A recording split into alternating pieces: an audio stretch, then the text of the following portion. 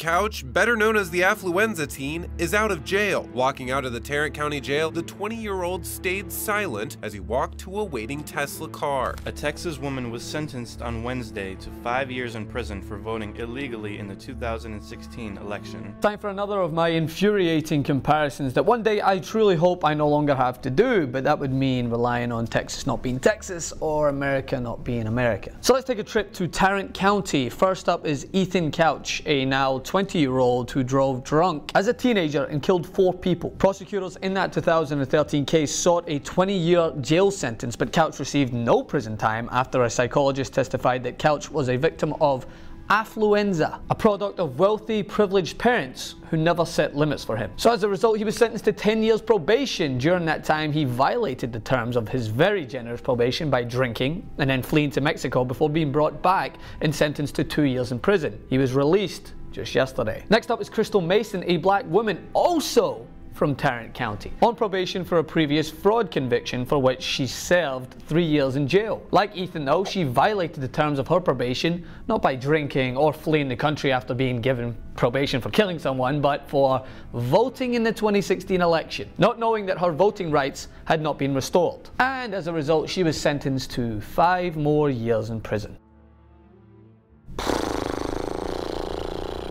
Okay, so let's break this one down just so I'm getting the full picture here. You can drive drunk, kill 4 people, injuring several others, and then get out of having to serve any jail time because you're a privileged rich kid. And then violate those terms, flee the country, and then when you're caught and forcibly brought back, you only have to serve 2 years in prison. Whereas if you are black and violate terms of probation after committing a non-violent crime of fraud where no one is physically injured, not to mention killed, a crime you already served 3 years for, you get 5 years in jail? So tell me, if Crystal Mason had been a victim of too much privilege, would she be granted any leniency? I mean, she didn't kill anyone or anything, so I guess it makes sense that her punishment is more severe, right? Now, when you look at these comparisons, can you see why people of color start to think the system doesn't work in their favor? Can you see why it's frustrating when rich, entitled white Americans are consistently painted in sympathetic light when they commit heinous crimes and then are pardoned by the very same justice system that comes down with fire and fury on people of color? Why is it that in one example a judge looks upon with a lens of compassion and grants him leniency, for him to only abuse it and still obtain a slap on the wrist? Or while a judge in the same state sentences a woman to an additional 5 years away from her 2 children because she failed to understand the limitations of her parole? Yeah, she should have known, or at least should have been informed by her parole officer that she wasn't allowed to vote. But I don't see her fleeing to Mexico.